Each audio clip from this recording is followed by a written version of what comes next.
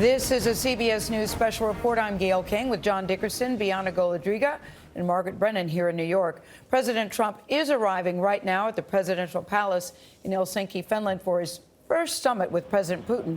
Putin and his entourage walked into the palace just a few minutes ago. President Trump has told CBS News he has low expectations for his summit with the Russian leader. Mr. Trump has been urged to confront Putin on several topics, including Friday's U.S. indictment of 12 Russian military intelligence officers accused of hacking the computers of the Democratic Party officials during the last presidential election. While the president is trying to diminish the significance of the meeting, it is drawing huge interest from around the world. Nora O'Donnell is leading our coverage in Helsinki. Nora, good morning. And good morning to you. A bit of drama this morning as this summit is already an hour behind schedule. In fact, it was President Vladimir Putin of Russia who has kept President Trump waiting. He was scheduled to arrive just about an hour ago, but as President Putin likes to do, he likes to keep other world leaders waiting. And so now you see President Trump arriving here just about an hour late. And this is a historic meeting. Of course, Trump is the fourth U.S. president to meet with Putin, but never before in history has a U.S. president spent time alone with the Russian president. In fact, according to the White House schedule, they have budgeted an hour and a half for Trump and Putin to meet alone, just the two of them, with some translators. And so the question that many have this morning is, what is on the agenda? What are they going to discuss? Will President Trump deliver a strong rebuke to the Russian leader to cut it out, not only for what the Russians did in the past presidential election, but what, according to the Director of National Intelligence, the Russians are doing right now? Major Garrett is here in Helsinki. Major, what have you learned so far? Well, Nora, as you said, this is a high visibility, high coverage diplomatic event. And two questions at the front end are significant: what to call it and what to make of it. First, what to call it. For days before we got to Helsinki, senior administration officials lobbied White House reporters, at times badgered White House reporters, don't call this a summit.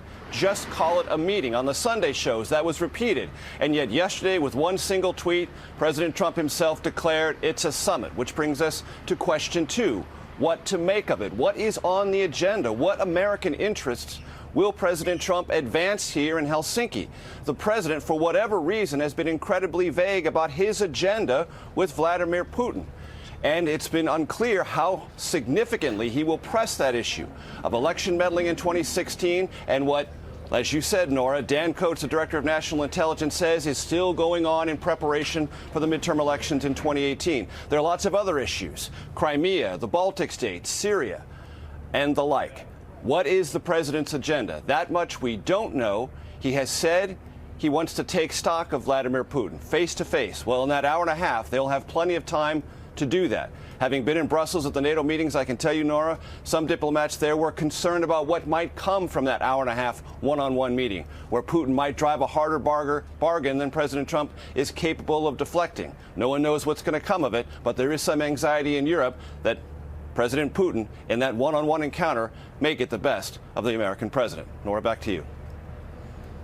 All right, Major Garrett, we are expecting to hear some brief remarks from President Trump and President Putin as they meet here in the Finnish presidential palace, this opulent Gothic hall, before they go into this one-on-one meeting. Already, President Trump has spoken this morning blaming U.S. foolishness, in his words, saying that U.S.-Russia relations have never been worse. Well, Elizabeth Palmer has reported from Moscow for years.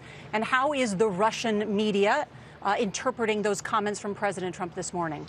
They're loving it.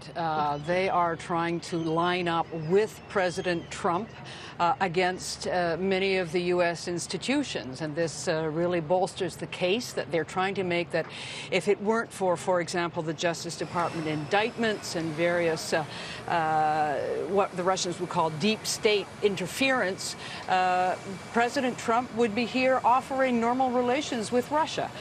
So it's really played into Putin's hands even before this summit gets going. What's the best case scenario for President Putin as he comes into the summit? Oh, I think he's already won. You know, he's coming off this triumphant World Cup soccer tournament, the largest sporting event in the world. He hosted it. It was flawless. He's on a roll. And now he's being shown on TV all over the world, sitting down with the U.S. president, signaling that he's the man to bring Russia in from the cold. So he doesn't have to walk out of this with anything. He's already got a great victory. It is incredible to think, in addition to this unprecedented private meeting between the two presidents, there will also be a press conference. There has not been a joint U.S.-Russian press conference with Putin in more than a decade because President Obama refused to do that. Does that give Putin some sort of standing that he's not had in the past decade? Absolutely. It adds to his stature. And, you know, he's very good at press conferences. He loves to talk. We saw him last night before the soccer game. So relaxed. He's going to be enjoying that moment. And if history teaches anything, he's going to bring it off with brio. Well, we have an historic morning to cover here. Elizabeth Palmer, thank you so much. For now, let's send it back to New York. John? Nora, thank you. Face the Nation moderator and CBS News senior foreign correspondent Margaret Brennan is with us. So, Margaret, what are you looking for in this meeting today? Well, I think what we're watching here is the end of yet another Obama legacy. Isolating Vladimir Putin is no longer. He comes, as Liz just said to you, in the wake of this huge World Cup, step onto the global stage, and now he's being welcomed with open arms in many ways by the President of the United States. It's not only the kind of attention that he has craved, but it's the exact opposite message that he's been delivered by world leaders, which has been, if you misbehave. And by misbehave here, we mean, look, this coincides with the anniversary of the shoot down of that airliner, that passenger airliner over Ukraine just a few years ago. That killed 300 people. Russia was blamed for that. Poisoning on UK soil just in the past few months, British citizens. You have the election meddling. You have the military intervention into Syria, into Ukraine. That is why Russia was isolated by President Obama and by world leaders up to this point. And so what President Trump is saying here, which is consistent with his sort of worldview, is history starts now. It starts with me. This is the reset here, and that all that doesn't matter. And that's what's so troubling to President Trump's national security staff, because they say, no, we need these precedents. We need to be able to put more pressure on Vladimir Putin to get somewhere. Yeah, Obama famously called Russia a regional power, and that seemed to really irk Vladimir Putin. He wanted to be seen as a global power. Given the indictments that went down on Friday and what we heard from Rod Rosenstein, Vladimir Putin lied to President Trump, lied to his face when President Trump said he asked him about election meddling, and he said, Vladimir Putin told me no, he didn't. This directly links the meddling with the Russian government. Right. How important is it for President Trump to say, you lied to me? Why? Well, for many, particularly in the national security establishment, it is important to say, we know what you did. And in many ways, that indictment is not so much about a prosecution, but it's about deterrence. Look at the detail in that 29 pages to say, we know exactly how you did this, so don't do it again. And by don't do it again, actually, if you listen to the Director of National Intelligence, they're doing it right now because he's saying there's meddling happening going into the November races. And how hard do we expect him to press President Putin on this? He's been reluctant to press President Putin about anything leading up to this meeting today. Well, and that's exactly it. That's why I say, history starts with him. For him, this is in the past. And that's what's so interesting to hear from the Homeland Security Secretary, Kirstjen Nielsen, from Dan Coates, the Director of National Intelligence, from others time and time again. No, this is happening right now. Flashing red lights in terms of messing with our digital infrastructure. They're trying to emphasize that to the president. We should note we're waiting to hear from President Putin and President Trump. So while we wait for that, Margaret, on this question, President Trump said that the Russians would never have gone into Crimea if I were president. But they are, according, as you say, to the Director of National Intelligence, they are, who has used the word attack, they are in an ongoing operation. So this isn't about the past, it's about the present. And one interesting split I thought was that you had Ambassador John Huntsman say this question of interference is going to be a topic he's going to hold him to account in this meeting. Right. John Bolton, the National Security Advisor, essentially said the same thing. Well, now with nobody else in the meeting, we're relying on the president's word after the meeting's over to give us an account of how what his advisors are saying is the #1 agenda item, how that went. Exactly. And this press conference of them standing side by side, that hasn't happened since, I think, 2005, when Bush 43 had a press conference with Vladimir Putin. And then, as many U.S. diplomats said, we learned better. We learned not to do that again, because what is Vladimir Putin going to say standing next to the President of the United States in terms of, no, we didn't do it? Is Donald Trump going to choose, as President of the United States, to say, yes, you did, and it matters when you attack America, even if I wasn't in the Oval Office at the time?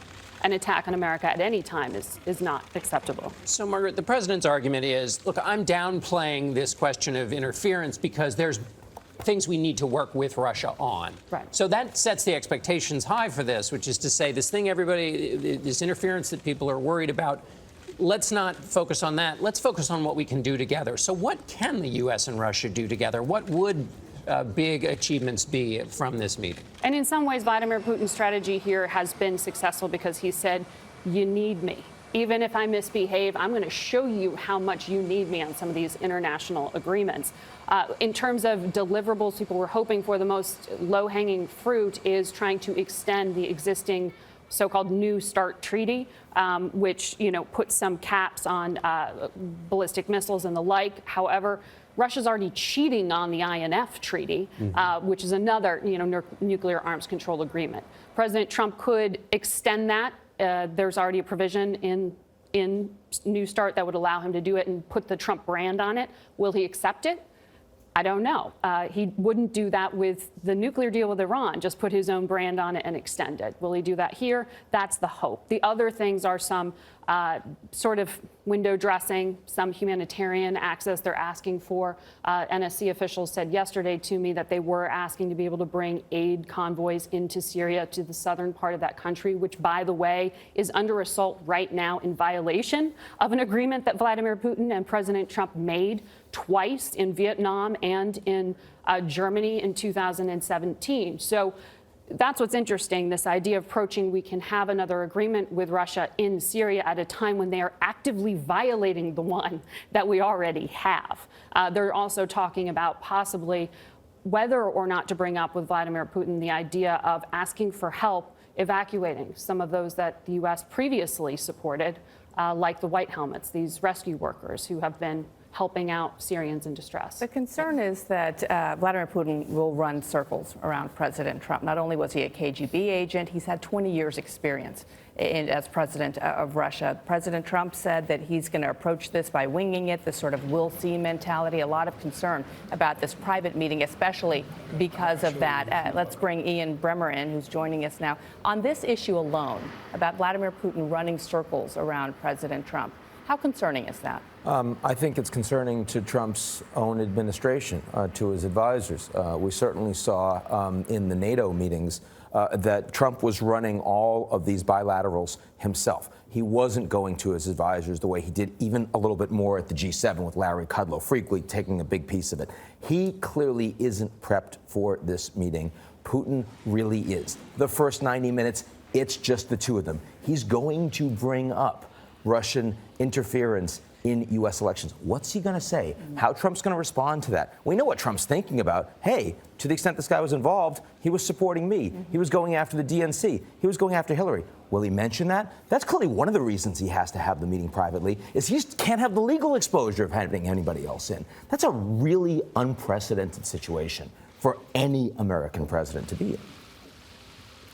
Well, it looks like you're seeing those. Here we have the two presidents sitting down, and we'll now go to them.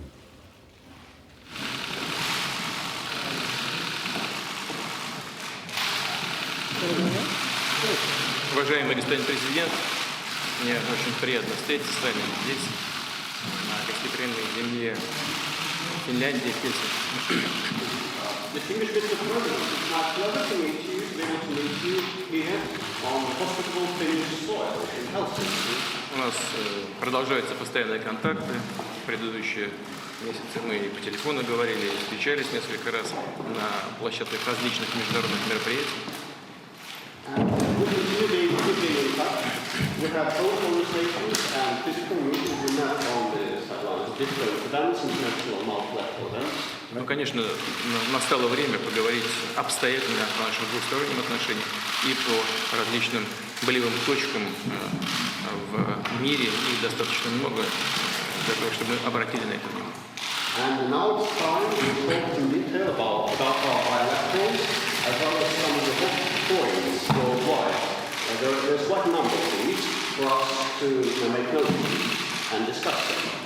Thank you so much. Thank you. Thank you very much. Well, first of all, Mr. President, I'd like to congratulate you on a really great World Cup, one of the best ever, from what everybody tells me, one of the best ever, and also for your team itself doing so well. Во-первых, господин президент, я хочу поздравить вас с успешным окончанием чемпионата мира по футболу. Как всем известно, это был наиболее телевизионный чемпионат мира по футболу. И хочу также поздравить и героев команд. I watched quite a bit in the United States. We call it soccer, and I watched quite a bit of it, and I watched the entire final and the semifinals, and they were really spectacular games, but it was beautifully done. So congratulations on that. Я смотрел за играми, у нас в Соединенных Штатах эта игра называется не футбол, а сокер. Смотрел как финальную игру, так и полуфинальную игру. Обе были очень интересны. Most importantly, we have a lot of good things to talk about and things to talk about. We have discussions on everything from trade to military to missiles to nuclear to China. We'll be talking a little bit about China. Our mutual friend, President Xi. У нас есть огромное количество тем, которые нам надо будет обсудить, очень интересные темы, начиная с таких вопросов, как торговля, коммерция, военные вопросы, также вопросы, связанные с Китаем, с ядерной политикой, поговорим также о нашем друге Xi. I think we have great opportunities together as two countries that, frankly, we have not been getting along very well for the last number of years. I've been here not too long, but it's getting close to 2 years. But I think we will end up having an extraordinary relationship. I hope so. I've been saying, and I'm sure you've heard over the years, and as I campaigned, that getting along with Russia is a good thing, not a bad thing. У наших двух стран есть огромная возможность для того, чтобы наладить наши взаимоотношения. На протяжении нескольких лет эти отношения не были такие, где-то около 2 лет. Но я думаю, что есть возможность, чтобы эти отношения между нашими странами стали чрезвычайно хорошими. Я во время своей предвыборной кампании говорила о том, что ладить с Россией сделать очень хорошо. And I really think the world wants to see us get along. We are the two great nuclear powers. We have 90% of the nuclear, and that's not a good thing, it's a bad thing. And I think we hopefully can do something about that, because it's not a positive force, it's a negative force. So we'll be talking about that, among other things. Мы будем говорить о наших ядерных потенциалах. Мы две страны, которые содержат более 90% всех ядерных арсеналов, и это не является чем-то хорошим. Это не очень хорошая вещь, поэтому нам надо делать все для того, чтобы улучшить наше положение по этому вопросу. Я думаю, мы будем говорить непосредственно о вопросах, связанных с ядерной политикой. And with that, the world awaits, and I look forward to our personal discussion, which I think begins now, and then we're going to meet our whole team. You have quite a few representatives on I do, and we all have a lot of questions, and hopefully we'll come up with answers, most importantly. It's great to be with you.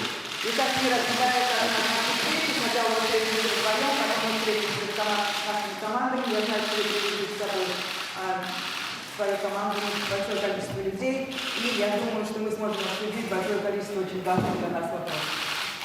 Thank you very much. Thank you, everybody. Thank you. Thank you, everybody. Thank you very much.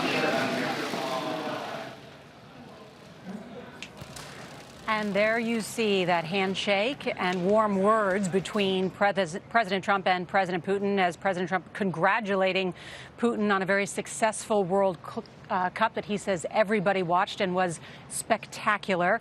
Elizabeth Palmer is here with me and has covered President Putin for decades since he has been in power. What did you make of his comments? What did you make of the body language? Well, he was looking very relaxed, but not eager. President Trump was leaning forward with some intensity. Putin almost looked bored is way too strong, but slightly detached. Is that intentional? Probably. We have to remember he's an ex-spy. He's been trained in mind games. And he was also very non-committal about what they would talk about, whereas President Trump actually put some suggestions on the table. So Putin's playing his cards very close to his chest. When President Trump says the world wants to see us get along, that getting along with Russia is a good thing, how does that square with what the rest of the U.S. administration is saying Russia's current efforts to undermine American democracy through cyber attacks and other means?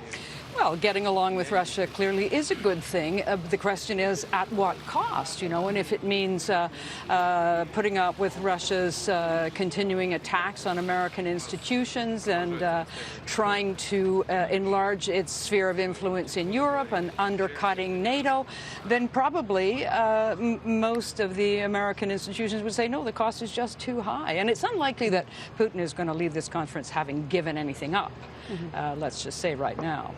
All right. Well, now this historic summit between the two of them that some in the administration are trying to downplay as just a meeting, but an extraordinary scheduled hour and a half private meeting that President Trump called a personal meeting between the two of them, and then a press conference. Major Garrett has been covering President Trump as he travels through Europe. What else strikes you about what President Trump mentioned just this morning? Well, talking about the hope for an extraordinary relationship with Russia sets a pretty high bar. One thing I think it's worth remembering as President Trump goes into this summit, he's got a couple of things on his mind in relationship to Vladimir Putin. He will come in and say our economy is very strong. President Trump's administration has authorized the export of liquefied natural gas to Europe. It hasn't happened yet, but it's in process. That's a counterweight to Russian influence over energy supplies throughout Europe. Remember, the Trump administration also approved the movement of lethal weapons to Ukraine. That hasn't changed the military dynamic there in any way, but it's a step that the Obama administration didn't take. So the president would argue here in Helsinki, he has done things to send a signal to Vladimir Putin that he is going to be tougher economically in terms of exports and in terms of military equipment to places like Ukraine than his predecessor was. And that's something that President Trump will bring into this meeting and convey to Putin one way or the other. All right, Major Garrett also here in Helsinki. Thank you. And we will have full coverage of the Helsinki summit on CBS this morning, and we'll bring you the news conference with President Trump and President Putin when it happens later this morning.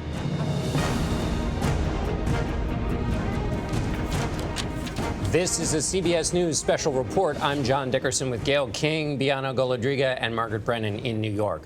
President Trump and Russian President Vladimir Putin are about to speak to reporters after this morning's summit in Helsinki, Finland. The two leaders spoke one-on-one for more than 2 hours with no one else but translators in the room. And when it was over, President Trump called it a good start. He actually said a very good start. They continued their meeting, bringing in other officials from both sides. Nora O'Donnell is leading our summit coverage from Helsinki. Nora, good morning. Good morning, and it has been an extraordinary day here in Helsinki, starting with President Putin arriving an hour late to this meeting, and then that private meeting lasting over 2 hours. Weijia Zhang is inside the presidential palace here in Helsinki. Weijia, you've been talking with advisors. What have they told you about what substance was discussed?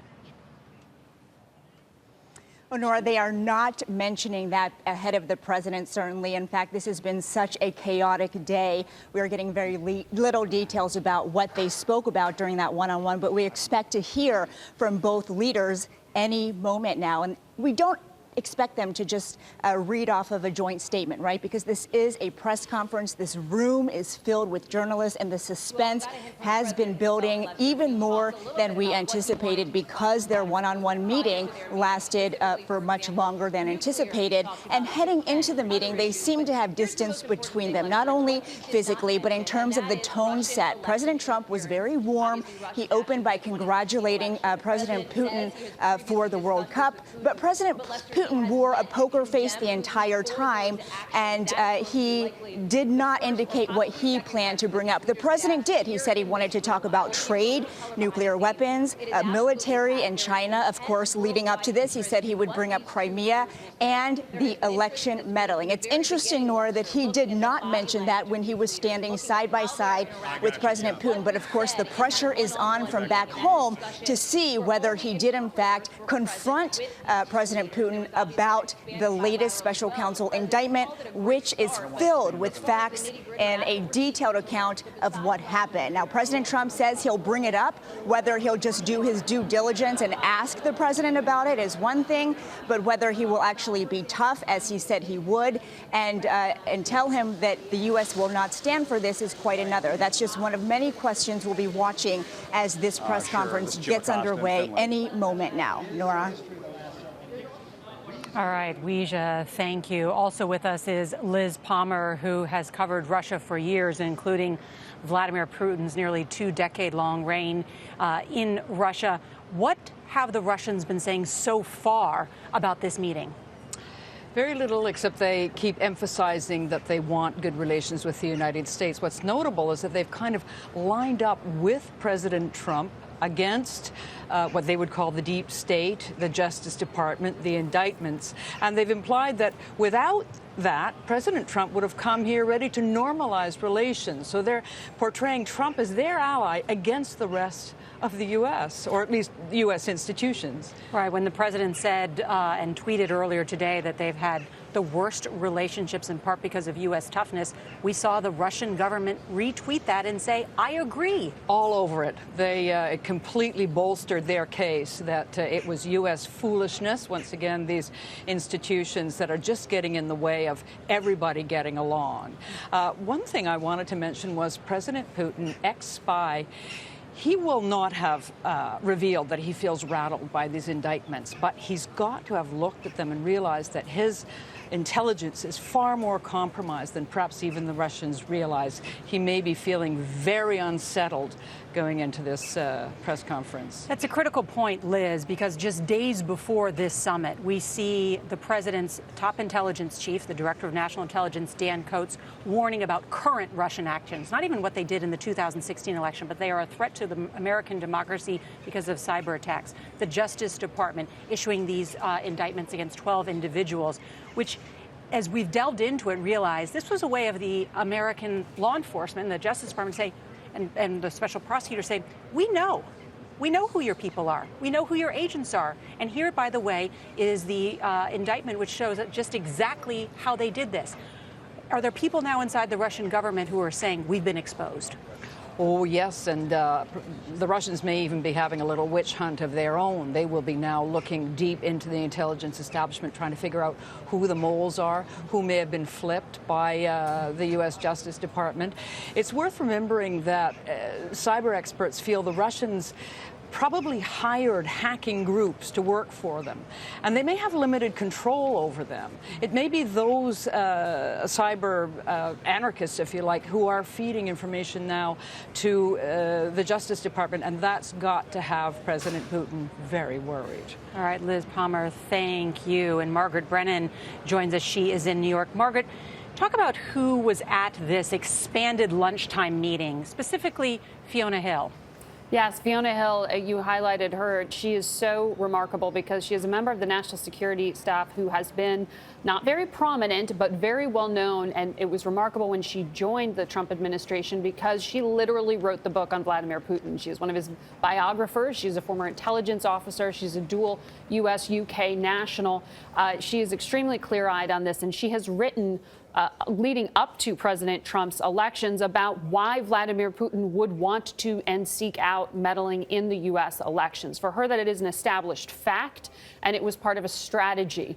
She was seated at that table along with John Bolton, the national security advisor to the president, someone who is deeply steeped, whatever your political beliefs, but he's very experienced on arms control negotiations. He is also very experienced in negotiating with Vladimir Putin. He knows, as does Fiona Hill, who they're sitting across from and exactly the games that are being played. So for all the criticism of how the president is a neophyte when it comes in many ways to diplomacy, he has with him some very established national security names. The Secretary of State is new, yes, but across from them, you're looking at the shot now on the Russian side of the room at the far end of the table is a man called Anatoly Antonov. He is the Russian ambassador to the United States. That was a very deliberate choice when Vladimir Putin stationed him in Washington.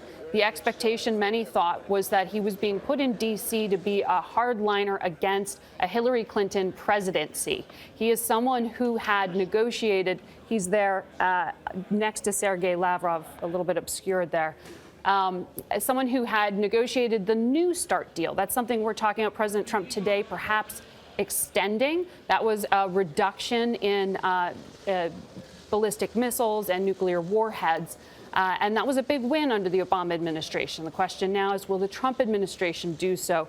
Last I spoke with Ambassador Antonov, he complained that he couldn't get a meeting in Washington, D.C. these days because it is such a politically toxic topic.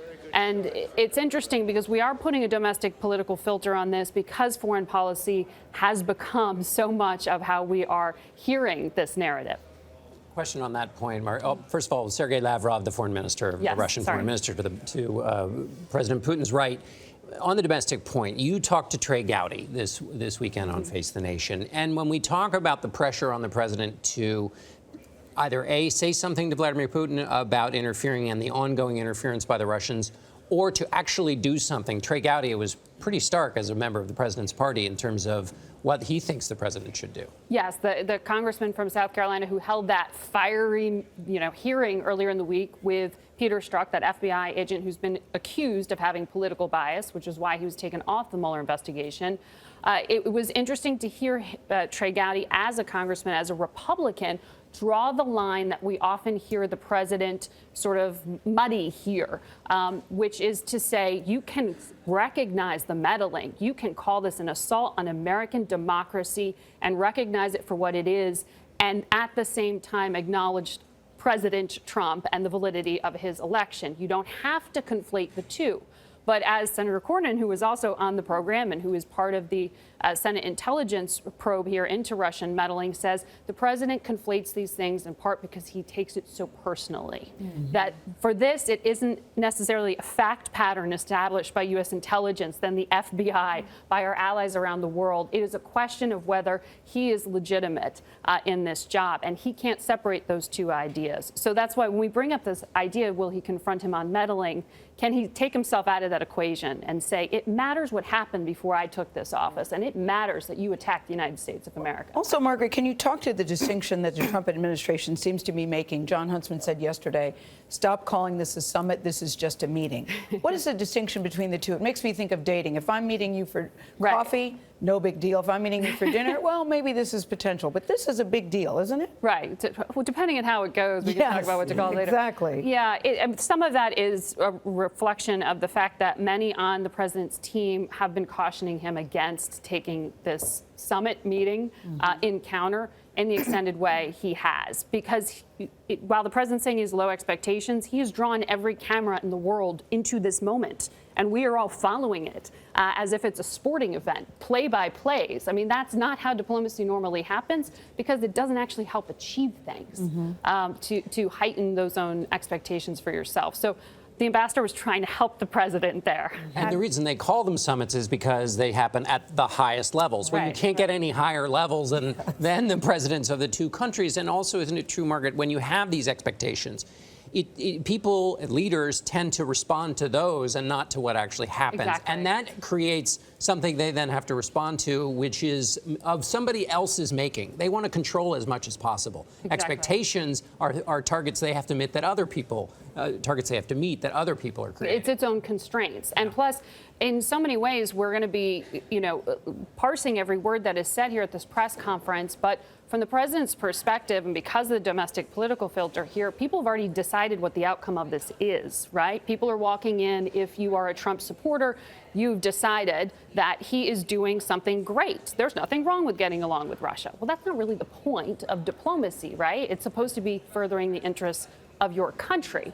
And can he actually achieve anything in that meeting? If you're a detractor of the president, then you just think he sold us down the river, right? That there was some sort of quid pro quo here, something that has not been established by any means in these investigations being led by the special counsel. It's why you hear often the point being made, no Americans have been indicted or charged in this indictment we saw of Russian military intelligence officers. Can I just make a point on that, and something that Liz touched on as well, as to how vulnerable, if at all, Vladimir Putin must feel now, knowing to the detail that prosecutors here were able to nail down as far as the involvement of the GRU? Because if you go back to the president's last meeting with Vladimir Putin, where he said, he told me he didn't do it, and I believe that he believed it, he went on to say that Putin told him, I didn't do it because no one would ever be able to find out or trace it back to me.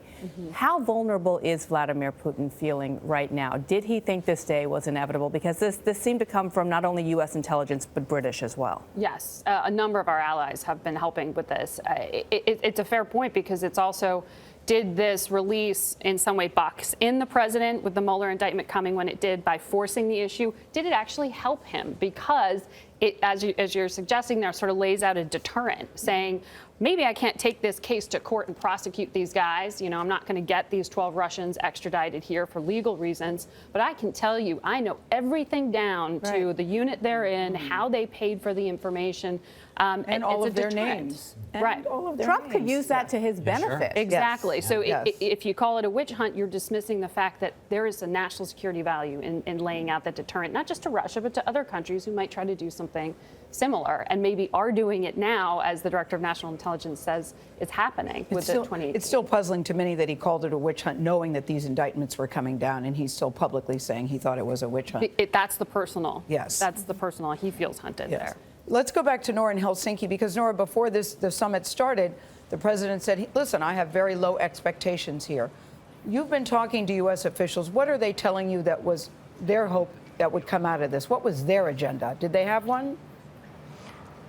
Well, that was what was incredibly remarkable, Gail. In speaking with many White House officials, diplomatic officials, when asked what the agenda was, they essentially had to shrug their shoulders because they weren't sure, saying that it's up to the President of the United States. And that in itself is extraordinary. Someone who's covered White Houses and summits before, there's usually a laundry list of items that people want to go through in order to discuss at a meeting of this time. And just to follow up on that one point that Margaret just made, too, you know, one of the phrases that the Director of National Intelligence, Dan Coats, used earlier this week is that he said he had a message for Putin, that if he were meeting with Putin, and that message would be, we know what you're doing, and we know you know what you're doing and what we're doing. You make the choice. But if you want to stay in this tit for tat, we're going to beat you.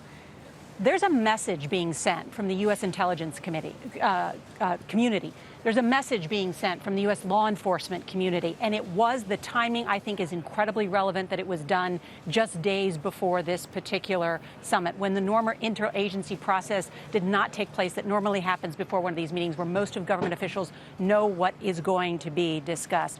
Major Garrett is also with us here in Helsinki and has had similar conversations with officials. And Major, just out of just what happened, are you getting any read about whether they agreed to anything? No read at all. And the White House officials are sort of stymied, not only about what happened, but what's going to happen. We're in an extended 2-minute warning here. This might be one of the longest 2-minute warnings I've ever been a part of in any presidential coverage. Yeah. And to your point that you just made, Nora, because it's so vital, when I was in Brussels covering the NATO summit, I can tell you so many of the diplomats and NATO ministers were vitally interacting as energetically as they could with U.S. officials to try to find out if there was a fixed, a semi-fixed, an emerging agenda for this meeting with Vladimir Putin. And the answer they kept consistently getting back is the same one you just reported. No, there isn't. And that left them in a, I would say, sense of mild panic, because their fear was, if America's agenda isn't set and Europe's agenda isn't set, they knew going in the Russian agenda would be set. And they were somewhat fearful that Vladimir Putin might be able to take advantage, drive his agenda harder when there was no fixed American agenda going in. And to the point that you and Margaret have just described about the special counsel indictments. They are very forensically detailed. And that is a signal to Russia, and it's a signal to Vladimir Putin that the institutions in America, whatever President Trump says about the meddling or the investigation, the institutions in America, the Justice Department is pursuing a forensic examination of what happened and revealing important details.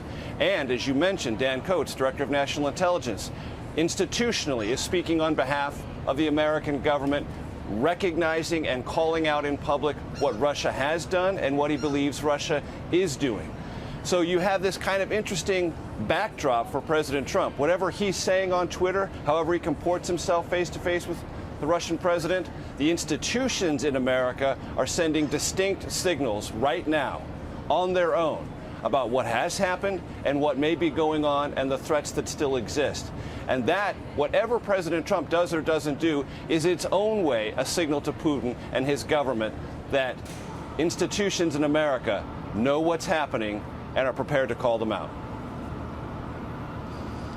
It's a really good point, Major. I actually spoke with a senior diplomatic official, and I asked, do you think that the president is going to bring up the Russians' interference in the 2016 presidential election? And the senior diplomat said to me, I'm not looking back. I'm looking at November and what's happening right now. And if they don't change what they're doing in November, all bets are off. And then I said, well, does the president agree with that? Is that the message that the president's going to deliver to Vladimir Putin? And this diplomat said he did not have the answer to that question. But so I think you see already this idea about what is happening now, that Russia's desire to continue to thwart American democratic ideals and our system are ongoing, and that's a very real threat. And that's why there is a hope in many of these communities that meaning law enforcement, intelligence communities, that the president will confront or did confront President Putin. Let's just go back to Weijia Zhang, who is actually inside the room, and something appears to be happening there. Weijia, what can you tell us? Yeah, Nora, you can see right now there is a journalist with the media organization, The Nations. It's actually looks like it's becoming quite violent as he is resisting. It started when he started heckling those of us who were in the middle of reporting, and two members of the security detail confronted him about it. He came out and showed a sign that he had apparently made. It looked like a handmade sign that said nuclear weapon treaty, and that's when this all unfolded and intensified. As you can see now, he's been escorted by an entire team of about 10 security officials. So it really escalated in the past 2 minutes, I would say. He was taken inside after the initial heckling, brought back out here because he says himself that he was accused of having a malicious item, and he retrieved this handmade sign, again, something about a nuclear weapons treaty, and then officials asked him to leave. He resisted, and then, as you saw, they physically grabbed him, and he continued to resist. But he has now been escorted out of the room, and we're not quite sure how this could impact the joint press conference here, which, as you mentioned, we've been waiting for now for quite some time. And so it is very testy in here. You can hear the sound has now, the volume has turned up because everybody's now talking about it, and I think they're trying to identify exactly who he is, but we believe he is a journalist with The Nations. Now his personal items are being collected, his laptop and his backpack. So you saw it all unfold. It was a pretty dramatic scene here because the gentleman refused to leave, even after more and more security detail members tried to remove him from the room. So we'll have to get more clarification about exactly what led up to it and what he was saying and what that sign said. But for now, he has been moved from this room. Okay. Weijia, thank you. Clearly some type of disturbance inside that press room, but we shouldn't let it distract us from really what are some real questions about what happened between Trump and Putin. John, Gail, Margaret, I'll send it back to you guys. You know, one of the interesting things about this question of an agenda There are two possible explanations for this. One is it gives the president maximum flexibility to move the pieces on the board as he wishes, and also to have a big reveal after it's over. There's no expectations going in. Suddenly he's able to get some piece of the various things that have been talked about. Maybe it's a new arms control treaty, and have a big message coming out of it. The second option is when listening to a number of U.S. officials describe what they thought U.S. policy should be, and then they were asked, well, will the president say that? They said, well, we hope so. Is that they are uncertain about how he will behave and whether he will stay with U.S. policy as it's been articulated in a number of policy documents and in this testimony. They just don't know about the man at the top of the organizational chart. And let's not forget, the New York Times noted that former officials have acknowledged that those aides say they've given up trying to control what the president says to Vladimir Putin and what he says about him. So it's great to see people like Fiona Hill, people who are very hawkish traditionally.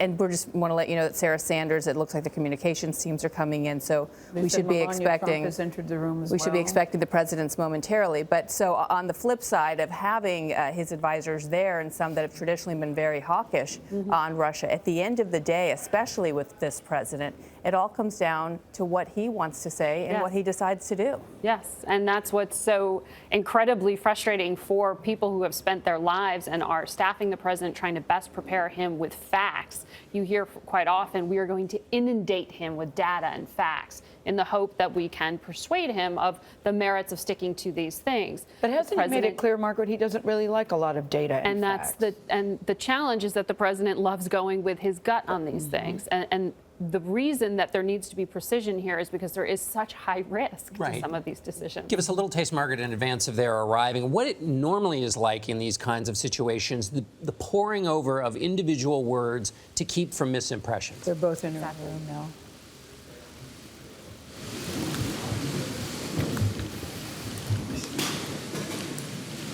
Спасибо большое.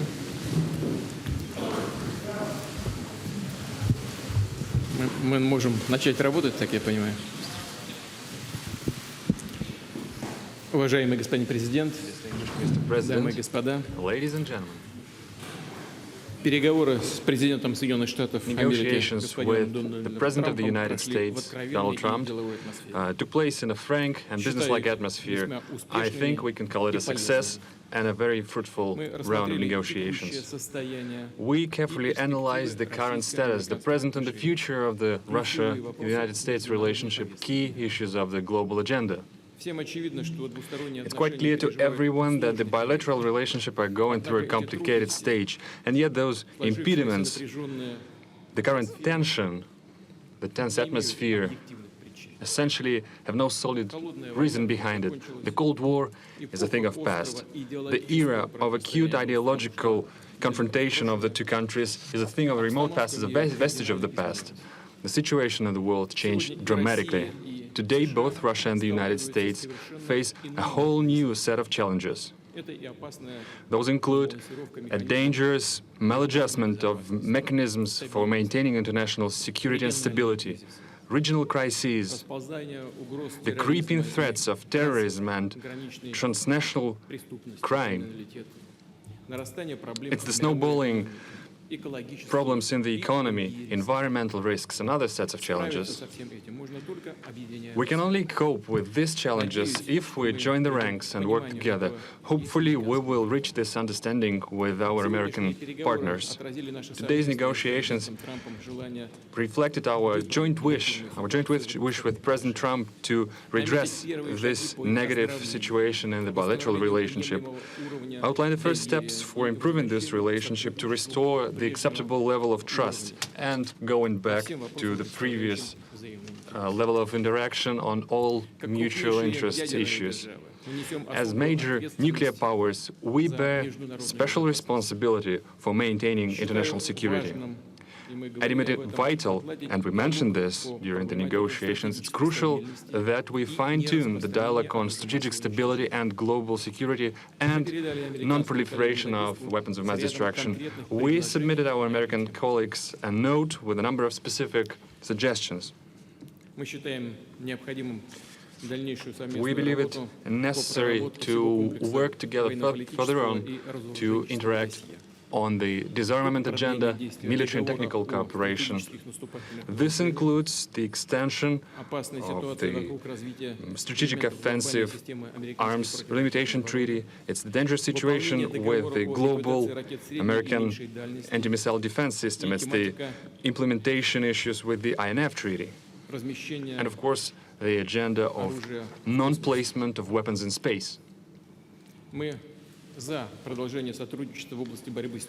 We favor the continued cooperation in counterterrorism and maintaining cybersecurity.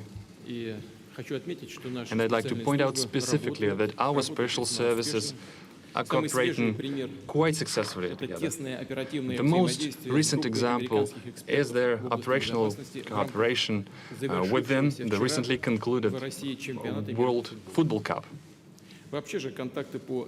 In general, the contacts among the special services should be put to a system-wide basis, should be brought to a systemic framework.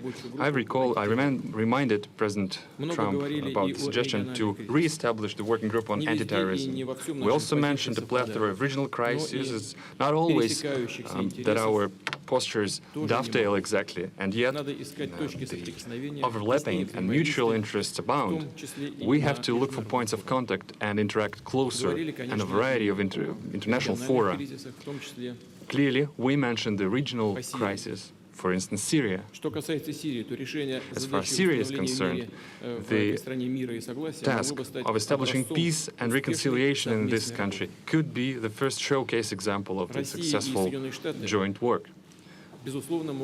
Russia and the United States apparently can act proactively and assume the leadership in this issue and organize the interaction to overcome humanitarian crisis and help Syrian refugees to go back to their homes. In order to accomplish this level of successful cooperation in Syria, we have all the required components. Let me remind you that both Russian and American military acquired a useful experience of coordination of their action, established the operational channels of communication, which permitted to avoid dangerous incidents and unintentional collisions in the air and in the ground. Also, crushing terrorists in the southwest of Syria, the south of Syria, should be brought to the full compliance with the Treaty of 1974 about the separation of forces, of Israel and Syria. This will bring peace to Golan Heights and bring a more peaceful relationship between Syria and Israel, and also to provide security of the State of Israel. Mr. President paid special attention to the issue during today's negotiations, and I would like to confirm that Russia is interested in this development and this will act accordingly. Thus far, we will make a step toward creating a lasting peace in compliance with the respective resolutions of Security Council, for instance, the resolution 338. We're glad that the Korean Peninsula issue is starting to resolve. To a great extent, it was possible thanks to the personal engagement of President Trump, who opted for dialogue instead of confrontation. We also mentioned our concern about the withdrawal of the United States from the JCPOA. Well, our U.S. counterparts are aware of our posture. Let me remind you that thanks to the Iranian nuclear deal, Iran became the most controlled country in the world. It's submitted to the control of IAEA. It effectively ensures the exclusively peaceful nature of Iranian nuclear program and strengthens the non-proliferation regime. While we discussed the internal Ukrainian crisis, we paid special attention to the bona fide implementation of Minsk agreements by Kiev. At the same time, the United States could be more decisive in nudging the Ukrainian leadership and encourage it to work actively in this. We paid more attention to economic ties and economic cooperation. It's clear that both countries The businesses of both countries are interested in this. American delegation was one of the largest delegations on the St. Petersburg Economic Forum. It featured over 500 representatives of American businesses. We agreed, President Trump, we agreed to create a high-level working group that would bring together captains of Russian and American business. After all, entrepreneurs and businessmen know better how to articulate this successful business cooperation. We'll let them think and make their proposals and suggestions in this regard. Once again, President Trump mentioned the issue of the so-called interference of Russia in the American elections, and I had to reiterate things I said several times, including during our personal context, that the Russian state has never interfered and is not going to interfere into internal American affairs, including the election process. Any specific material, if such things arise, we are ready to analyze together. For instance, we can analyze them through the joint working group on cybersecurity, the establishment of which we discussed during our previous contacts. And clearly, it's past time we restore our cooperation in the cultural area, in the humanitarian area. As far as I think you know that recently we hosted the American Congressman delegation, and now it's perceived and portrayed almost as a historic event, although it should have been just the current affairs, just the business as usual. And in this regard, we mentioned this proposal to the President. We have to think about the practicalities of our cooperation, but also about the rationale, the underlying logic of it. And we have to engage experts on bilateral relationship who know history and the background of our relationship. The idea is to create an expert council that would include political scientists, prominent diplomats and former military experts in both countries who would look for points of contact between two countries, that would look for ways on putting the relationship on the trajectory of growth. In general, we are glad with the outcome of our first full-scale meeting, because previously we only had a chance to talk briefly on international fora. We had a good conversation with President Trump, and I hope that we start to understand each other better, and I'm grateful to Donald for it. Clearly, there are some challenges left when we were not able to clear all the backlog, but I think that we made the first important step in this direction. And in conclusion, I want to point out that this atmosphere of cooperation is something that we are especially grateful for to our Finnish hosts.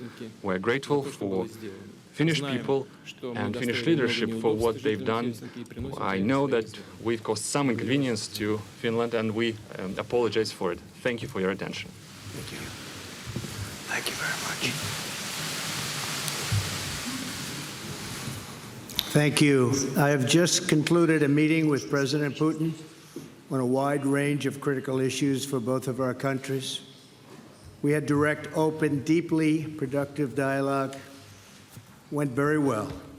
Before I begin, I want to thank President Niinistö of Finland for graciously hosting today's summit.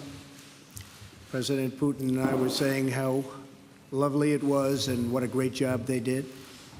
I also want to congratulate Russia and President Putin for having done such an excellent job in hosting the World Cup. It was really one of the best ever. And your team also did very well. It was a great job. I'm here today to continue the proud tradition of bold American diplomacy. From the earliest days of our republic, American leaders have understood that diplomacy and engagement is preferable to conflict and hostility.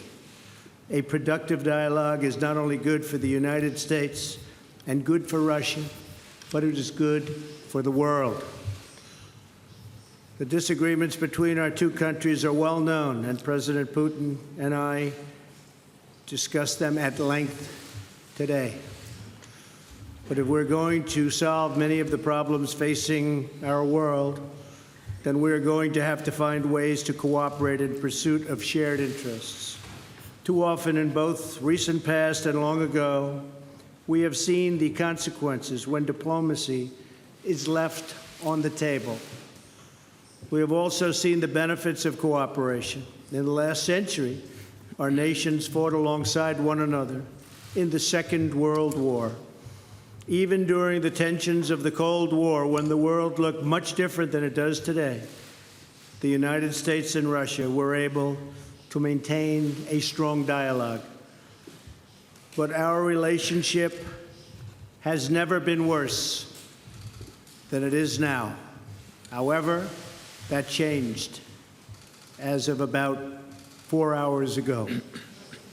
I really believe that. Nothing would be easier politically than to refuse to meet, to refuse to engage, but that would not accomplish anything.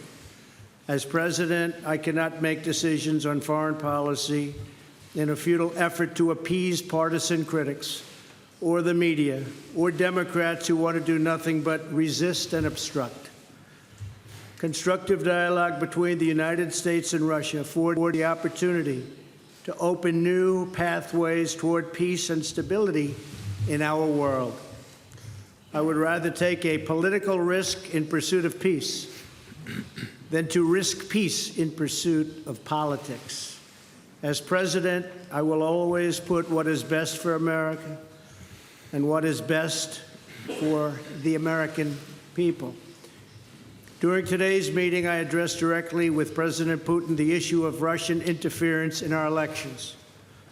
I felt this was a message best delivered in person. Spent a great deal of time talking about it, and President Putin may very well want to address it, and very strongly, because he feels very strongly about it, and he has an interesting idea. We also discussed one of the most critical challenges facing humanity, nuclear proliferation. I provided an update on my meeting last month with Chairman Kim on the denuclearization of North Korea, and after today, I am very sure that President Putin and Russia want very much to end that problem, going to work with us, and I appreciate that commitment. The President and I also discussed the scourge of radical Islamic terrorism. Both Russia and the United States have suffered horrific terrorist attacks, and we have agreed to maintain open communication between our security agencies to protect our citizens from this global menace. Last year, we told Russia about a planned attack in St. Petersburg, and they were able to stop it cold. They found them, they stopped them, there was no doubt about it. I appreciated President Putin's phone call afterwards to thank me. I also emphasized the importance of placing pressure on Iran to halt its nuclear ambitions and to stop its campaign of violence throughout the area, throughout the Middle East. As we discussed at length, the crisis in Syria is a complex one. Cooperation between our two countries has the potential to save hundreds of thousands of lives. I also made clear that the United States will not allow Iran to benefit from our successful campaign against ISIS. We have just about eradicated ISIS in the area. We also agreed that representatives from our national security councils will meet to follow up on all of the issues we addressed today and to continue the progress we have started right here in Helsinki. Today's meeting is only the beginning of a longer process, but we have taken the first steps toward a brighter future, and one with a strong dialogue and a lot of thought. Our expectations are grounded in realism, but our hopes are grounded in America's desire for friendship, cooperation, and peace. And I think I can speak on behalf of Russia when I say that also. President Putin, I want to thank you again for joining me for these important discussions and for advancing open dialogue between Russia and the United States. Our meeting carries on a long tradition of diplomacy between Russia, the United States, for the greater good of all. And this was a very constructive day. This was a very constructive few hours that we spent together. It's in the interest of both of our countries to continue our conversation, and we have agreed to do so. I'm sure we'll be meeting again in the future, often, and hopefully we will solve every one of the problems that we discussed today. So, again, President Putin, thank you very much.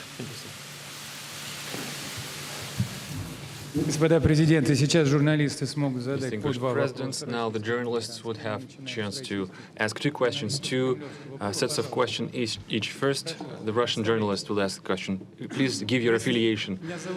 Good afternoon. My name is Alexei Meshkov, Interfax Information Agency. I have a question to President Trump. During your recent European tour, you've mentioned that the implementation of the Nord Stream 2 gas pipeline makes Europe a hostage of Russia, and you suggested that you could free Europe from this by supplying American LNG. But this cold winter actually showed that the current mechanism of supply of fuel to Europe is quite viable. At the same time, as far as I know, US had to buy even Russian gas for Boston. I have a question. The implementation of your idea has a political tinge to it, or is it a practical one? Because there will be a gap formed in the supply and demand mechanism. And the first, it's the consuming countries who will fall into this gap. And the second question, before the meeting with President Putin, you called him an adversary, a rival.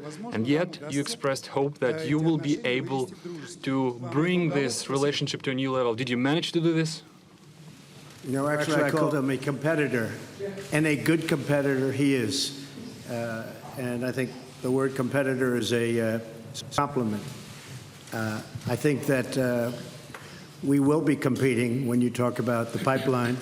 I'm not sure necessarily that it's in the best interests of Germany or not, but that was a decision that they made. We'll be competing. As you know, the United States is now or soon will be, but I think it actually is right now the largest in the oil and gas world.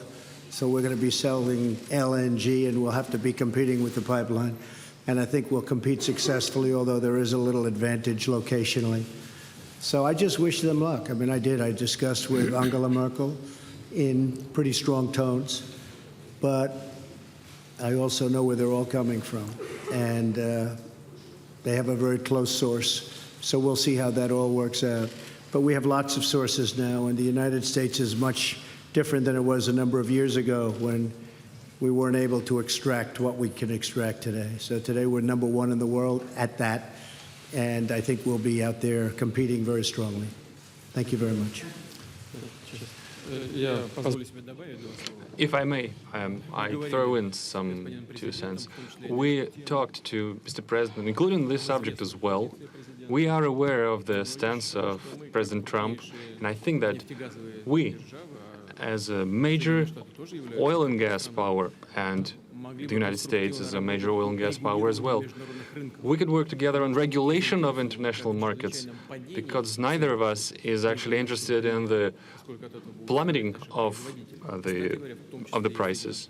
And the consumers will suffer as well, and the consumers in the United States will suffer as well, and the shale gas production will suffer. Because beyond a certain price bracket, it's no longer profitable to produce gas.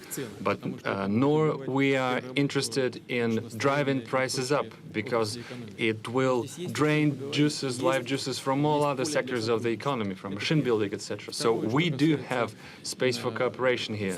That's the first thing. Then about the Nord Stream 2.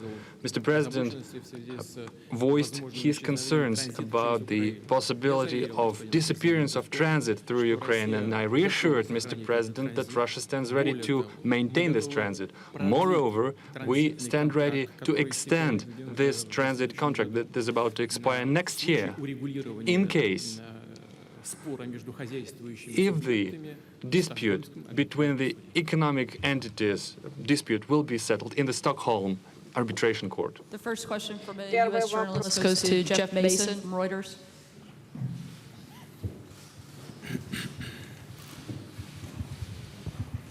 Thank you.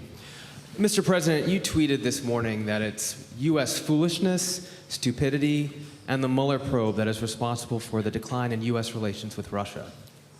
Do you hold Russia at all accountable for anything in particular? And if so, what would you consider them that they are responsible for? Yes, I do. I hold both countries responsible.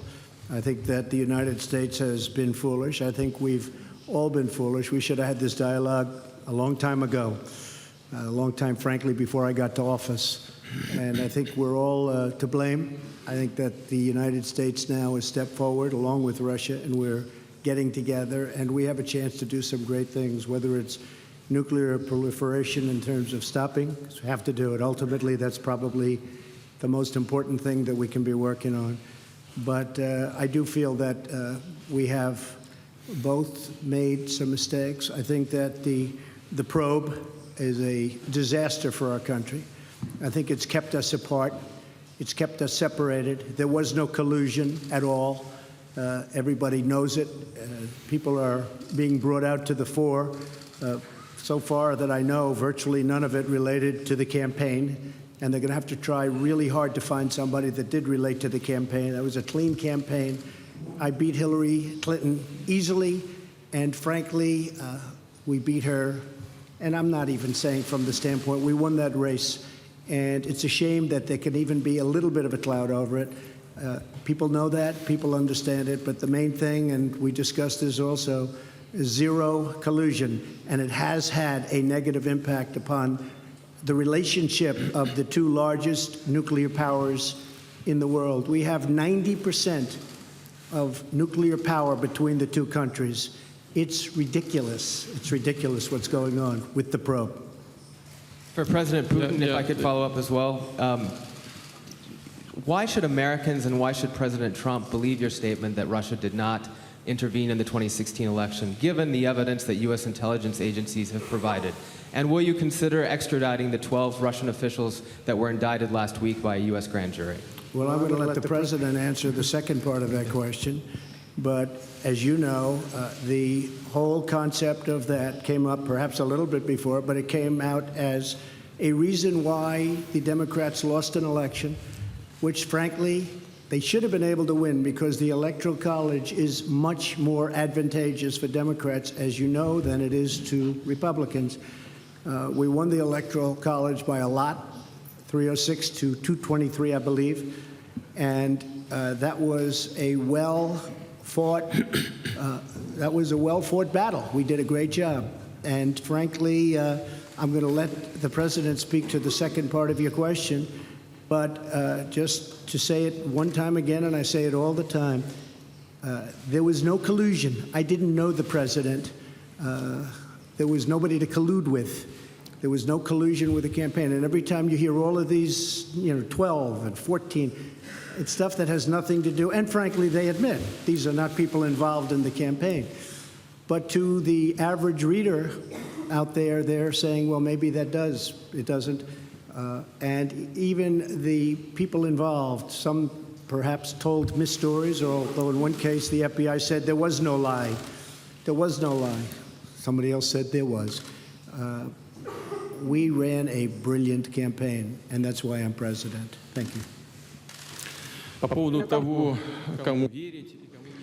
As to who is to be believed and to who is not to be believed, you can trust no one if you take this. Where did you get this idea that President Trump trusts me or I trust him? He defends the interests of the United States of America, and I do defend the interests of the Russian Federation. We do have interests that are common. We are looking for points of contact. There are issues where our postures diverge, and we are looking for ways to reconcile our differences, how to make our effort more meaningful. We should not proceed from the immediate political interests that guide certain political powers in our countries. We should be guided by facts. Could you name a single fact that would definitively prove the collusion? This is utter nonsense. Just like the President recently mentioned. Yes, the public at large in the United States had a certain perceived opinion of the candidates during the campaign, but there's nothing particularly extraordinary about it. That's a usual thing. President Trump, when he was a candidate, he mentioned the need to restore the Russia-US relationship, and it's clear that a certain part of American society felt sympathetic about it, and different people could express their sympathy in different ways. But isn't that natural? Isn't it natural to be sympathetic towards a person who is willing to restore the relationship with our country, who wants to work with us?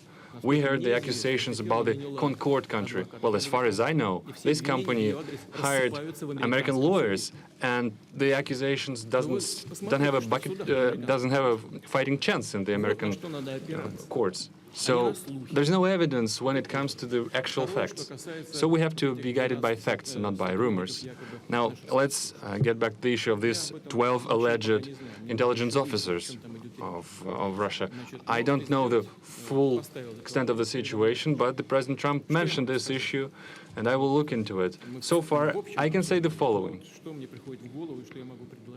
The things that, off the top of my head, we have an existing agreement between the United States of America and the Russian Federation, an existing treaty that dates back to 1999, the mutual assistance on criminal cases.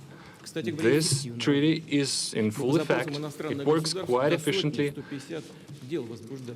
On an average, we initiate about 150 criminal cases upon request from foreign states.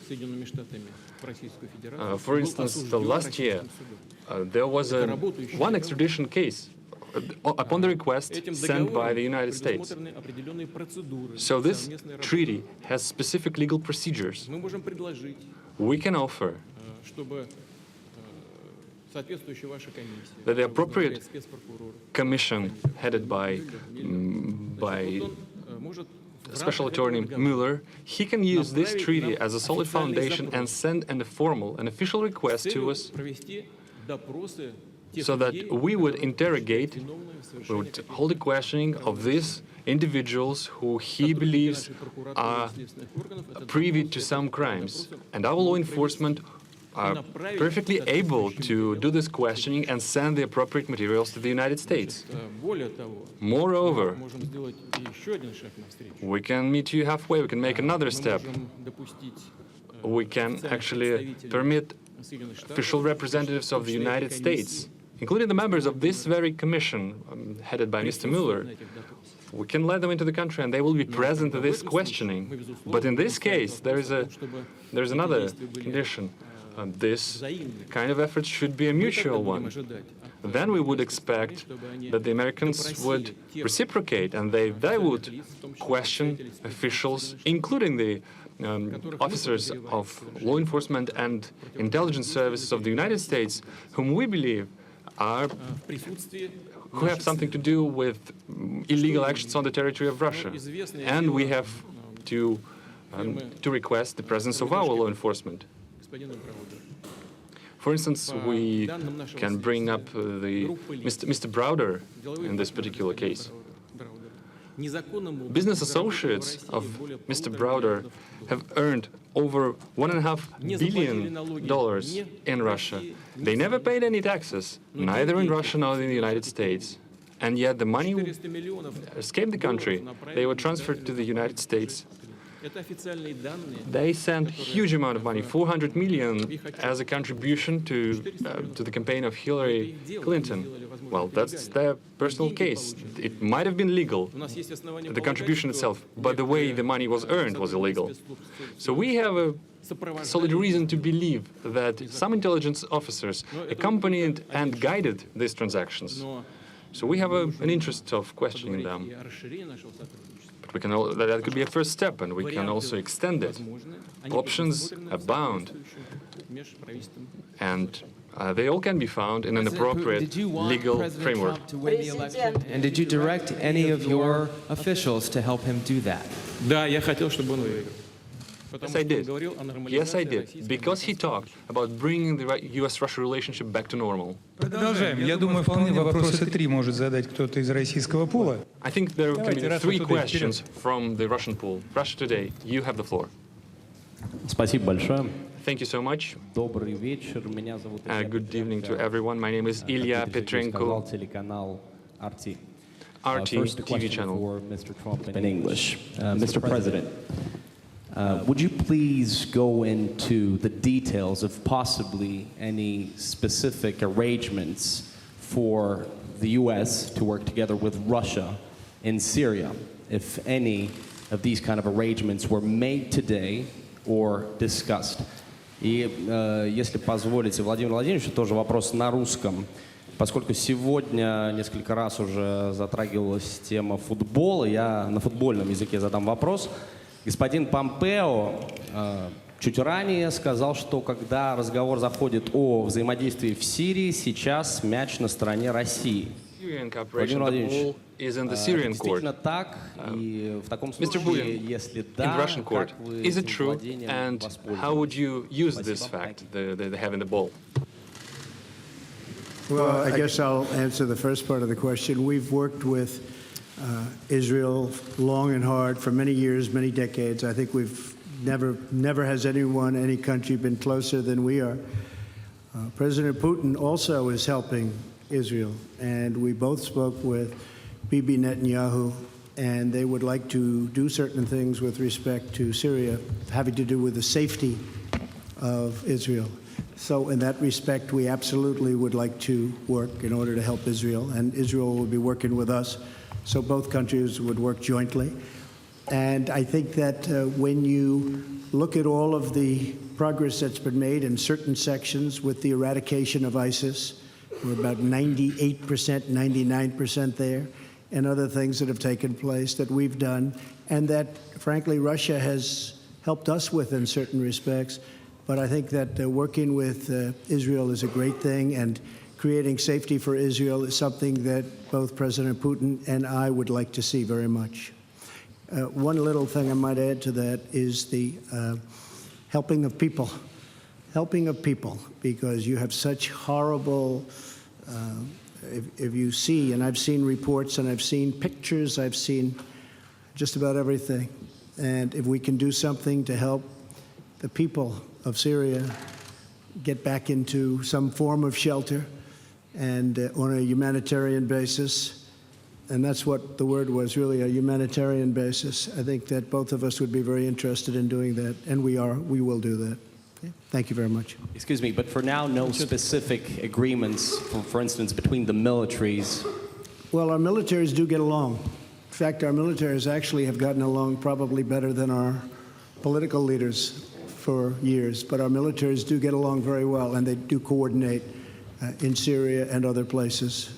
Okay? Thank you. Yes, we did mention this. We mentioned the humanitarian track of this issue.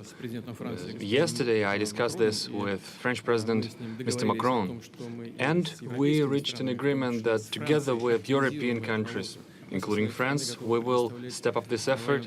On our behalf, we provide military cargo aircraft to deliver the humanitarian cargo. And today I brought up this issue with President Trump. I think there is plenty of things to look into. The crucial thing here is that a huge amount of refugees are in Turkey, in Lebanon, in Jordan, in the states that are adjacent to Syria. If we help them, the migratory pressure upon the European states will be decreased manifold. And I believe it's crucial from any point of view, from humanitarian point of view, from the point of view of helping people, helping the refugees. And in general, I agree, I concur with President Trump. Our military cooperate quite successfully together. They do get along, and I hope they will be able to do so in future. We will keep working in the Astana format, I mean Russia, Turkey, and Iran, which I informed President Trump about.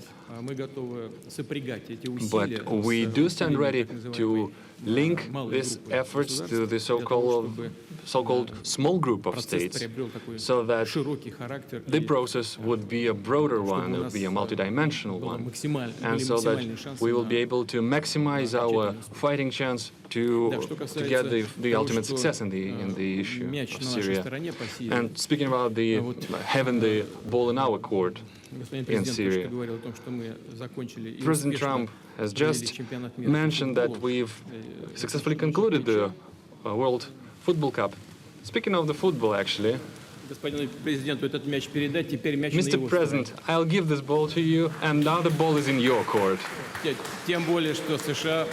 All the more that the United States will host the World Cup in 2026. Thank you. That's right. Thank you very much. We do host it, and we hope we do as good a job. That's very nice. That will go to my son, Barron. We have no question. In fact, Melania, here you go. Okay. The final question from the United States will go to Jonathan Lemire from the AP.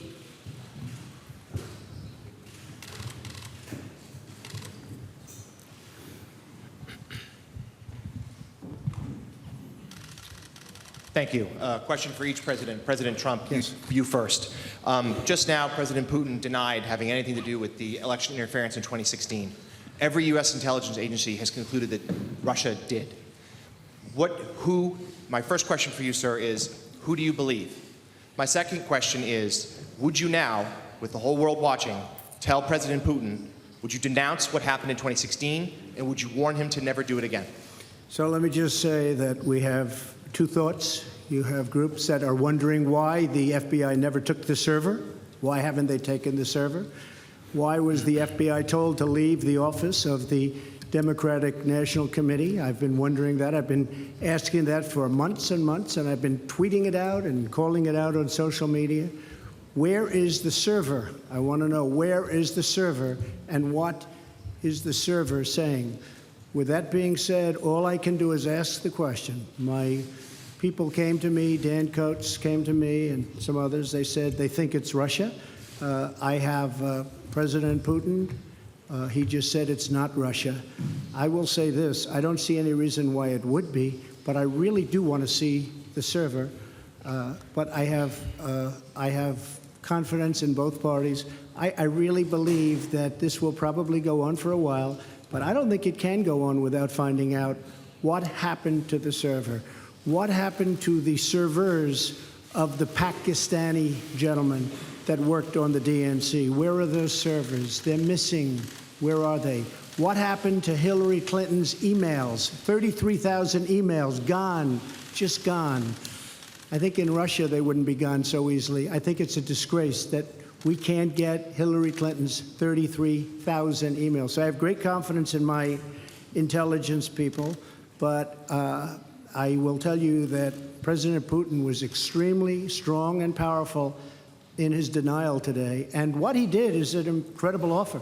He offered to have the people working on the case come and work with their investigators with respect to the 12 people. I think that's an incredible offer. Okay? Thank you. I'd like to add something to this. After all, I was an intelligence officer myself. And I do know how dossiers are made up. Just a second. That's the first thing. Now the second thing. I believe that Russia is a democratic state, and I hope you're not denying this right to your own country. You're not denying that the United States is a democracy. Do you believe the United States is a democracy? And if so, if it is a democratic state, then the final conclusion in this kind of a dispute can only be delivered by a trial. by the court, not by the executive, by the law enforcement. For instance, the Concord company that was brought up is being accused. It's being accused of interference. But this company does not constitute the Russian state. It does not represent the Russian state. And I brought several examples before. Well, you have a lot of individuals in the United States. Take George Soros, for instance, with multi-billion capitals. But does that make him his position, his posture, the posture of the United States? No, it does not. Well, it's the same case. There is the issue of trying a case in the court. And the final say is for the court to deliver.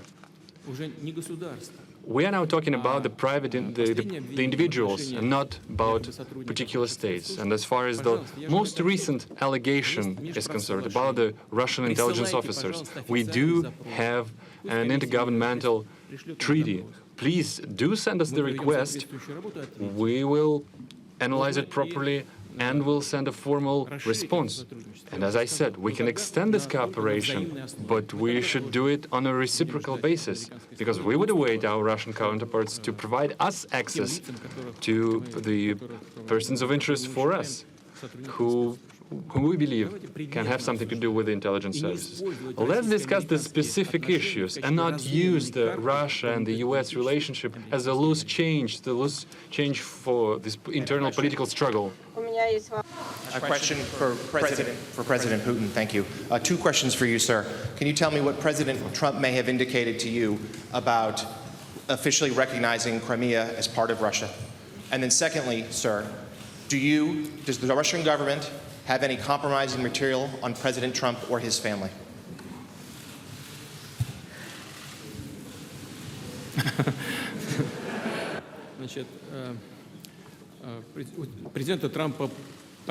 President Trump and posture of President Trump on Crimea is well known, and he stands firmly by it. He continued to maintain that it was illegal to annex it. Our viewpoint is different. We held a referendum in strict compliance with the UN Charter and the international legislation. For us, this issue, we put paid to this issue. And now to the compromising material. Yeah, I did hear these rumors that we allegedly collected compromising material on Mr. Trump when he was visiting Moscow. Well, distinguished colleague, let me tell you this. When President Trump visited Moscow back then, I didn't even know that he was in Moscow. I treat President Trump with utmost respect. But back then, when he was a private individual, a businessman, nobody informed me that he was in Moscow. Well, let's take St. Petersburg Economic Forum, for instance. There were over 500 American businessmen, the high-ranking, the high-level ones. I don't even remember the last names of each and every one of them. Well, do you remember, do you think that we try to collect compromising material on each and every single one of them? Well, it's difficult to imagine another nonsense of a bigger scale than this. Well, please just disregard these issues and don't think about this anymore again. And I have to say, if they had it, it would have been out long ago. And if anybody watched Peter Strzok testify over the last couple of days, and I was in Brussels watching it, it was a disgrace to the FBI, it was a disgrace to our country, and you would say that was a total witch hunt. Thank you very much, everybody. Thank you.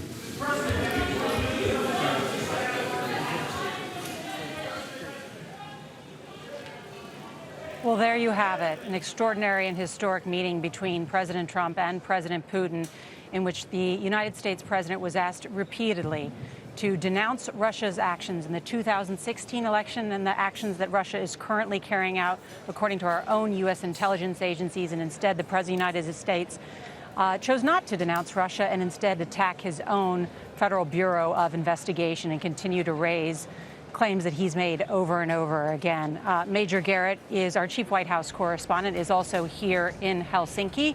Major, where should we start? Well, when the president says he has confidence in his intelligence agencies and then says Russia denies meddling in the 2016 election, and I wonder why it would be meddling in the 2016 election. I mean, those answers in no way line up with one another. You cannot have confidence in American intelligence agencies who've come to this conclusion uniformly and then say, well, Russia denies it. Why would they even think about doing that? They're incompatible. They're utterly incompatible. And this was, and President Trump knew it going in, his best opportunity to say to Russian President Vladimir Putin and to the world, I denounce you and don't do it again. Given that golden opportunity, he let it pass. That's exactly right. I mean, one of the ways I looked at this summit coming into it was wondering whether there would be a conversation, whether there would be a confrontation. And after watching all this, it seems like there has been sort of conciliation between these two leaders. I mean, they were almost chummy, as if they were allies, the way they talked about one another and the way they wanted to move forward in the future. And one thing that is worth pointing out, this was a press conference outside of the issue of Russian meddling in the 2016 election and what has already been alleged about 2018. This was a press conference of platitudes. Platitudes about future cooperation and nothing meaningful about any hot-button foreign policy issue for either country. No concessions from the American president on the Baltic states or Crimea, no concessions on Syria, and vague offers from the Russians to assist in some areas of conflict. But for those European allies who are afraid President Putin might drive a hard bargain and extract some concessions from President Trump, there is no evidence of that whatsoever. So this was a conversation that may have gone in several different directions, but reached no discernible resolution, and the two nations leave essentially where they entered. More dialogue, but no new movement in either direction. All right, Major Garrett here in Helsinki. I want to send it back now to Gail and John in New York. John? All right, Nora, thank you. That was an extraordinary press conference. Margaret Brennan, I want to get your reaction. But first, it struck me yesterday, the U.S. ambassador to Russia, John Huntsman, said the point of this meeting would be to hold the Russians accountable for what they were doing and they are doing. And President Trump asked about what the Russians had done, whether they'd done anything wrong. And he said, we've all done something wrong. He's put this moral equivalence here between the U.S. and Russia in terms of past bad behavior by the United States, and saying that that's equivalent in somehow to this ongoing interference that we're seeing with our elections. I mean, that is stunning. It is stunning, as Major Garrett just pointed out there, that there was not one issue of substance that the President of the United States laid out here. He just spoke about himself, a defense of his own election, and seemed to be characterizing all of this, the Mueller probe, all of it, as an investigation as to whether or not he should be president, when we know, as a matter of fact, that the investigation began before he actually was elected and is based in intelligence. I mean, he used this platform to attack his own FBI, to dismiss or undercut his own director of national intelligence, Dan Coats, who he named there, who gave him the consensus view of the intelligence agencies that this was election meddling and a threat here. I mean, there was no substance on Syria. There was no substance on Ukraine. There was no substance on any of the things that the U.S. and Russia should be working on, including on nuclear arms. This was just President Trump speaking about himself. And Margaret, what message does that send to your own intelligence community when you're on the world stage, and that is your assessment of this investigation? I was messaging with some U.S. officials during this, and I'm turning off the television as a response. I mean, people are, it's a punch in the gut. Yes. But there are, from speaking with other officials who continue to serve in the administration, we were talking earlier about people who are hardline, who are well briefed on what is going on with Russian interference around the world.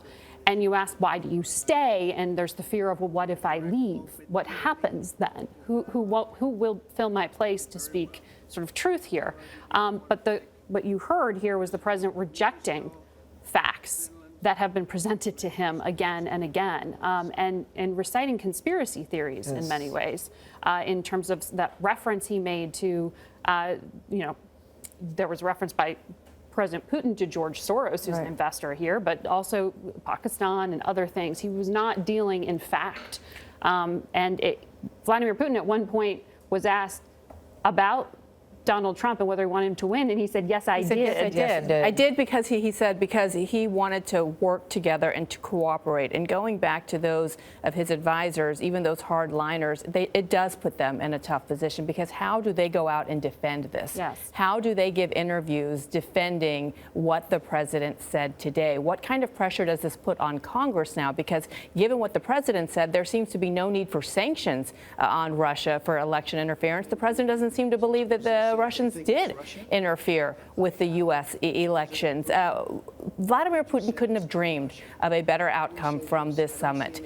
He got what he wanted. President Trump treated him as a co-equal global power, putting him on the international stage side by side with the United States. Never mind that you can't compare the two economically. You could compare the two from a nuclear standpoint. But the only issue I see that there was any sort of disagreement on, and this came from Vladimir Putin, was over Iran, yes, the JCPOA. That was the only criticism. It was one line that he offered on that front. But when it came to interfering in U.S. elections, when the president, by Jonathan Lemire, in a very smart fashion, was asked point blank, who do you believe, the intelligence community or Vladimir Putin? He said, Dan Coates says it may be the Russians. No, they said it is the Russians. And then he said, Vladimir Putin says it's not. I don't see any reason why they would have done it. So the president seemed to give his answer, and it's not what anybody would have expected. And then he also said there's blame for both sides. You know, it was interesting when Bill Burns was here, Ambassador after Charlottesville. Exactly. Right. When Ambassador Bill Burns was here earlier, he said, you know, our president is not tethered to history, you know, that he seems to always blame his predecessors. While, you know, Vladimir Putin can certainly share some of the blame, too. You know, Vladimir Putin, he said, hasn't always extended himself to the U.S., but when you listen to Vladimir Putin today, he sounded like this is a good relationship, but we've always wanted to work together. And to have the audacity to say that we will work with Americans. I'm going to send my team to come work with you about these alleged 12 men who interfered. It's mind-blowing. Yeah. The norm also has been for American presidents in an international status situation to stand up for the country. So to say we're all to blame is outside of the norm of usually what presidents do in this instance. Let's go back to Norah O'Donnell, who is in Helsinki with some of the Russian reaction. That's right. I mean, we've talked about some of what are the best and worst case scenarios that could come out of this summit. And certainly Putin is leaving here with one of the best case scenarios because, Liz Palmer, you've been following exactly what they're saying in Russia, and they're declaring this a success, right? Victory. Well, we have it very clearly from the mouth of Sergei Lavrov, who's Russia's foreign minister. He was asked by the online magazine Life in Russia how the talks had gone, and he said they were better than super. In fact, they were fabulous. So already declaring a victory there. The Russians are leaving very happy. So there you guys hear that. And also one other note, too. I don't know if you saw the comments. The former CIA director, John Brennan, who has been a fierce critic of President Trump for quite some time, has just tweeted calling President Trump's press conference performance treasonous, saying that it exceeds the threshold of high crimes and misdemeanors, and that he is wholly in the pocket of Putin. This from the former CIA director of the United States. John, Gail, Margaret. All right. He's also calling on Republicans to speak up. Thank you very much, Nora. It'll be interesting to hear what his Republican colleagues have to say today. That's right, because the standard in the question here is let's leave the investigation aside and let's leave the question of collusion aside. It's the analysis is whether the president on the world stage as a representative of the American institutions met the normal standard of what a president does in speaking on behalf of the American people and the country. And the president was very focused on his election, and the criticism will be about whether he met the standard of what a president, speaking for the whole nation, when it has, according to his director of national intelligence, has been attacked by the Russians, is currently under attack, whether he stood firm against Vladimir Putin on that question. And we heard a lot of criticism of President Obama when he went abroad and apologized for American history, parts in it that were painful. With this president right now, even just in statements that you're seeing from Steve Scalise, very important Republican in terms of being a whip for votes in Washington, putting out tweets saying, look, no one criticized Obama for meeting with Medvedev in the same way, with the president before this in the same way, and saying I can be more flexible, that Hillary Clinton tried to reset. The criticism here that is being offered by intelligence officials is not reaching out to Russia. Reach out to Russia, take the meeting, but be tough. The president appeared here to be almost apologetic on behalf of the Russian president, stepping in to even answer for him at one point, which was really unusual. And seemed to grasp Vladimir Putin's idea to work with the United States and cooperate on finding out who these 12 alleged men were, which was a bit stunning, given that President Trump responded by saying, I think that's a great idea. It was really interesting. This is a sleight of hand they've offered before, where they say, oh, we can cooperate on cybersecurity with you, fine. But if you compare the demeanor of the President of the United States in this meeting compared to how he was at NATO and compared to how he was with Theresa May, it's like two different people. That's true. And one thing that's implicit in the president buying President Putin's idea about going after the 12, it's implicit in Putin's idea that he had nothing to do with it. Right. So in other words, the president isn't just taking him at his word. He's acting on what President, or suggesting they should act on what President Putin has said. A former KGB agent who self-identified as that, too. Right. Yeah, it's interesting that Russia can say it was a successful summit. Fabulous, whatever the word was they used. And here in the United States, you have former intelligence officials say this was bordering on treason. Jaws dropped. Yeah, very, very different reaction on both sides. A lot still to sort out. And we thank Nora, who's over there in Helsinki, and she'll keep working. She's going to have a full wrap-up of the summit tonight on the CBS Evening News with Jeff Glor. And our summit coverage will continue throughout the day on your local news on this CBS station and our 24-hour streaming network, CBSN. This has been a CBS News Special Report. I'm Gail King with John Dickerson, Bianna Golodryga, Margaret Brennan, CBS News New York, and, of course, Nora O'Donnell in Finland. For news 24 hours a day, go to cbsnews.com.